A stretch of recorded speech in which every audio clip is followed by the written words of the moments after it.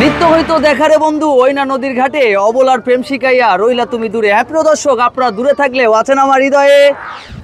ভালো আছি, ভালো থেকো, আকাশের ঠিকানায় চিঠি লেখো। হ্যাঁ প্রিয় দর্শক, অনেকে চিঠি লিখেছিলেন এই তিস্তা ব্রিজের সর্বশেষ খবর জানতে, তাই তো আজকে চলে এসেছি তিস্তার পারে।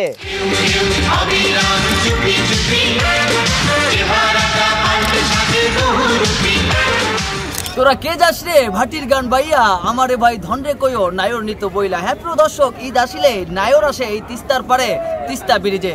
আর এই তিস্তা ব্রিজ নিয়ে থাকবে আজকের ভিডিও। এই মুহূর্তে অনলাইনের যুগে দেশে কিংবা প্রবাসে, শহর কিংবা গ্রামে কিংবা মোবাইলের স্ক্রিনে ভিডিও দেখছেন, সবাইকে জানাচ্ছি সাদর সম্ভাষণ।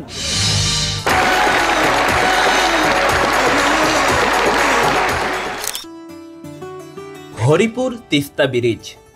কেউ বলে হরিপুরের ব্রিজ, আবার অনেকে বলে উত্তরবঙ্গের মানুষের মুখে স্বপ্নের সেতু। হ্যাঁ প্রিয় দর্শক, গাইবান্ধা জেলার সুন্দরগঞ্জ থানায় অবস্থিত দুই জেলার মানুষের ভালোবাসার সেতু, বলছি হরিপুর ব্রিজের কথা। ঈদ মানেই আনন্দ, ঈদ মানেই খুশি। ঈদের আনন্দকে ভাগাভাগি করতে সবাই পাড়ি জমাচ্ছেন তিস্তার পারে। পরিবার, বন্ধু বান্ধব, প্রিয়জন সহ নানা বয়সী মানুষের আগমনে মুখরিত হরিপুর ব্রিজটি। এখানে কেউ বা আসে স্বপ্নের সেতু দেখার জন্য, আবার অনেকেই আসে ঈদের সময়টাকে রাঙিয়ে তোলার জন্যে। জেলার গণ্ডি পেরিয়ে ভ্রমণ পিপাসু মানুষের কাছে দর্শনীয় স্থানের নাম হরিপুর তিস্তা ব্রিজ। তিস্তায় হবে সেতু। গাইবান্ধা ও কুড়িগ্রাম জেলার বাসিন্দাদের দীর্ঘদিনের লালিত এই স্বপ্নের সেতুর দরজা কবে নাগাদ খুলছে? অনেক জল্পনা কল্পনা কাজ করছে দু জেলার মানুষের কাছে।